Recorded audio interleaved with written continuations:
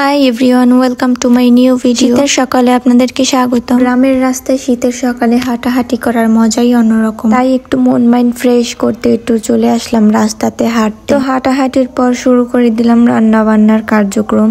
তো প্রথমত আমি ভাতটা উনুনে বসিয়ে দিয়েছি। এই মাটির চুলায় রান্না করলে টেস্টটা দ্বিগুণ বেড়ে যায় প্রত্যেকটা জিনিসের। আজকে গাছের টাটকা টাটকা শাক সবজি তুলে নিয়ে এসেছি রান্না করার জন্য। কারা কারা লাল শাক খেতে পছন্দ করো শুধু তারাই জানাবে। আর হ্যাঁ, লাল শাকে কিন্তু প্রচুর পরিমাণে ভিটামিন এবং মিনারেল থাকে, যার জন্য শরীরের জন্য খুবই প্রয়োজন এই লাল শাক। তার জন্য সবাই তোমরা বেশি বেশি করে লাল শাক খাবে। রান্নার কাজগুলো সেরে আমি দ্রুত করে ছাদে চলে আসলাম, কারণ ছাদে আমার হাজবেন্ডের অনেকগুলো জামা কাপড় দেওয়া ছিল, এগুলোই আমি নামাতে চলে আসলাম ছাদে। ছাদের কাজ সেরে আমি দ্রুত করে চলে গেলাম নিচে এবং রান্না বান্নার কাজ আবারও শুরু করে দিলাম। প্রথমে আমি লাল শাকটা বসাবো, তার জন্য আমি পেঁয়াজ এবং কাঁচামরিচ তেলে সুন্দর করে ভেজে তারপর লাল শাকটা ছেড়ে দিব আস্তে আস্তে। লাল শাকটা ভাজি করার জন্য আমি এখানে কোনো অপ্রয়োজনীয় পানি অ্যাড করি না। আর রান্নাটা আরো মজা করার জন্য আমি উপর দিয়ে ছড়িয়ে দিলাম ধনেপাতা। আর হ্যাঁ, ধনেপাতা আপনারা সব রকমের ভাজিতে দিয়ে দিবেন, তাহলে টেস্টটা অন্যরকম হয় এবং আমার কাছে বেসিক্যালি অনেক বেশি ভালো লাগে ধনেপাতাটা দিলে। শাকটা আমার রান্না করা শেষ হলে আমি বসিয়ে দিলাম ডাল, এবং ডালটা আমার প্রায় রান্না করা শেষ। তারপর বসিয়ে দিলাম কিছু কাঁচা শাকসবজি, এগুলো দিয়ে আমি ভর্তা বানাবো। আর এইগুলো শরীরের জন্য খুবই উপকারী, তাই আজকে বিভিন্ন পদের ভর্তা বানালাম। দেখুন তো গাইস, কার কার জিভে জল চলে আসছে।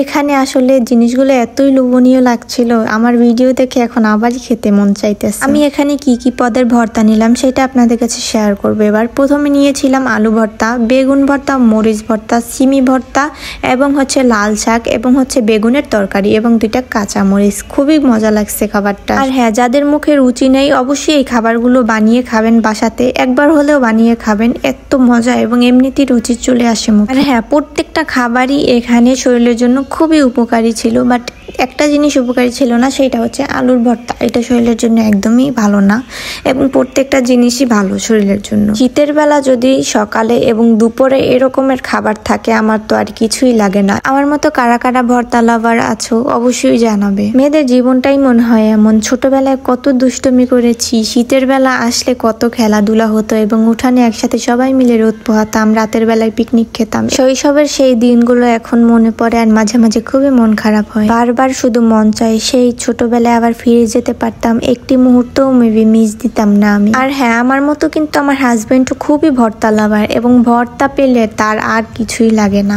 আমার ফেসের এক্সপ্রেশন দেখে আপনারা মেবি বুঝে গেছেন যে প্রত্যেকটা জিনিস এত পরিমাণে মজা হয়েছে যা ধারণারও বাইরে। আমার খাবারের উপর কেউ লোভ দিবেন না। আমাদেরকে যদি আপনাদের ভালো লেগে থাকে এবং ভিডিও যদি ভালো লেগে থাকে আপনাদের কাছে, তাহলে লাইক, কমেন্ট, শেয়ার এবং ইউটিউবে সাবস্ক্রাইব করে দিবেন। Thank you so much for watching. Tata.